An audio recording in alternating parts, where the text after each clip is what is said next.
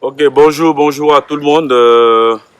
Que Dieu, dans sa plénitude, vous protège, vous accorde sa grâce et sa miséricorde, qu'il fasse en sorte que vraiment vous soyez l'élu de son cœur. Ce matin, euh,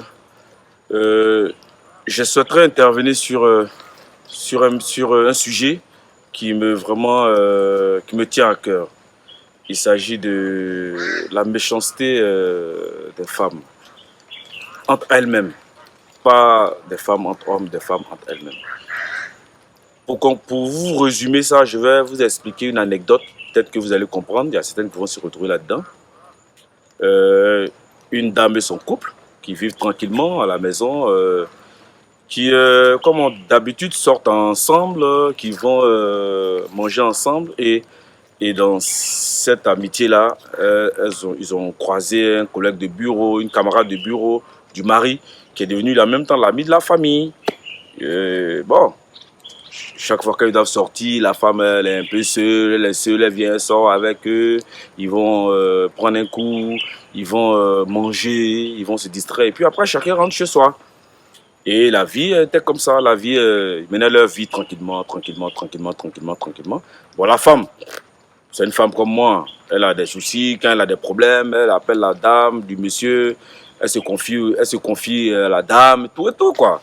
Tu vois, comme si de rien n'était. Et donc, elles étaient devenues comme des sœurs, des camarades, elles s'appelaient amies, sœurs, machin, tout et tout. Bon, vraiment, c'était la vie en rose, quoi. Et voilà qu'un jour, le monsieur tombe malade. Le monsieur tombe malade, et il a une maladie qui ne lui permet pas de vivre, il le sait. La dame aussi, sa femme aussi le sait. C'est déplorable. Mais bon, c'était une maladie qui est incurable. Mais ils ont fait ce qu'ils pouvaient faire. Et la dame même en question, qui était leur amie dans le groupe là, l'amie du couple, bon, et était toujours aux cheveux du monsieur, était toujours aux cheveux de la dame, était toujours vraiment. On sentait qu'elle faisait partie de la vie du couple. Et même le monsieur, il a été même évacué sur l'Europe, d'un pays européen, pour se faire soigner, parce que, vu sa santé, vraiment, c'est là-bas qu'on peut avoir vraiment des spécialistes. Et ils sont partis. La dame, elle travaillait, elle est cadre aussi. Elle a pris, elle a acheté son billet, elle est partie voir le monsieur, voir la femme, encourager la femme. Vraiment, on sentait vraiment cette union-là entre ses camarades, ses amis-là. Et voilà que malheureusement, Dieu n'ayant pas voulu, le monsieur décède. Et pendant les obsèques du monsieur, mais la dame, c'est vrai, elle est choquée, elle pleure partout, elle crie partout. Bon, tout le monde se dit, bon, c'est normal, ils étaient proches, c'est des camarades proches, c'est des proches. Et la dame, qui a perdu son mari, c'est elle-même qui vient consoler la dame. Pour lui dire, ah vraiment, il faut te calmer, vraiment, c'est la volonté de Dieu, c'est vrai que ça fait mal, mais vraiment, bon, qu'est-ce qu'on peut y faire? C'est juste la volonté de Dieu. Tout ce qu'on peut faire, c'est de prier pour lui, pour que son âme repose en paix, pour que vraiment toutes les choses qu'il a voulu réaliser, qu'il n'a pas pu réaliser, vraiment que Dieu lui permette que cela se réalise dans l'au-delà. Et la dame, bon, elle a vécu son veuvage. Et pendant son veuvage, de fil en aiguille, des gens qui... Bon, vous savez, il y a dans une société où il y a des gens qui disent tout, qui parlent tout, qui entendent tout, qui voient tout. Et un jour, un de ceux-là vient dire à la dame, et pleurer, à la dame meurtrie dans son cœur parce qu'elle a perdu son mari, que est-ce que tu sais que la femme qui était toujours avec vous là, est-ce que tu sais qu'elle sortait avec ton mari? Du coup, la dame, elle tombe des nues. Elle dit, mais attends, je comprends pas. Tu me dis quoi là? La dame qui était là, qui pleurait, qui a même pris son billet d'avion, son argent, pour venir nous voir en Europe, pour vraiment suivre, pour vraiment s'enquérir de l'état de mon mari. Mais donc, elle n'a pas fait de façon fortuite. Elle a fait parce que il y avait quelque chose entre eux. Mais le monsieur, on sentait que, bon, le monsieur, c'est pas parce que lui, il voulait.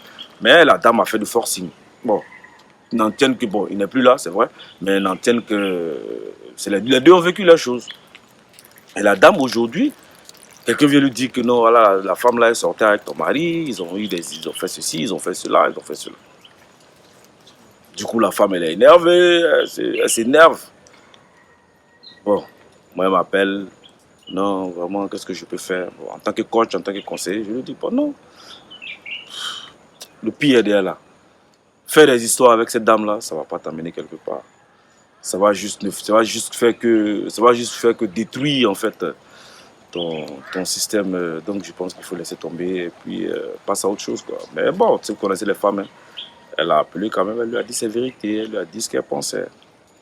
Vraiment, moi, en conclusion, c'est pour dire que c'est vrai, on est amis, c'est vrai, on s'appelle sœurs, c'est vrai, on s'appelle ceci, mais vraiment, souvent, les femmes, vous déconnez. Et ça, vraiment, moi, je pense que elle aurait pu faire ça à tout le monde, mais du moment où tu rentres dans une famille où tout le monde te connaît, il y a des choses qu'il ne faut pas faire. L'homme peut avoir des faiblesses. Je n'ai pas parce que j'excuse l'homme, parce que je suis homme, non. Mais l'homme peut avoir des faiblesses. Mais toi qui es la femme, je pense que tu dois te mettre au-dessus. L'homme aussi pourrait se retenir, mais bon, il n'a pas pu. Mais vraiment, voilà quelque chose que j'ai vraiment voulu vous faire partager ce matin pour que les femmes vraiment soyez sincères dans votre amitié avec vos amies femmes. Parce que tu ne peux pas aller coucher avec la dame, avec le mari de celle que tu appelles ta soeur, de celle que tu appelles ta camarade, de celle avec qui tu fais tout, de celle avec qui tu as vraiment partagé certaines choses. Vraiment, je trouve que c'est méchant. Donc, mesdames, à sa place, à la place de cette dame-là, qu'auriez-vous fait? Vous qui êtes femme, c'est vrai, peut-être que vous ne vivez pas la situation, mais si vous étiez à la place de cette dame-là, qu'auriez-vous fait? Vous seriez allé faire par là, vous seriez allé faire quoi? Qu'est-ce qu'auriez-vous fait? Donc voilà la question, et je vous laisse vraiment trouver la réponse. Toutes celles qui auront les réponses, je vous attends en commentaire sur ma page Eldour Le Yang. Je répondrai à vos questions. Merci beaucoup. Que Dieu vous bénisse.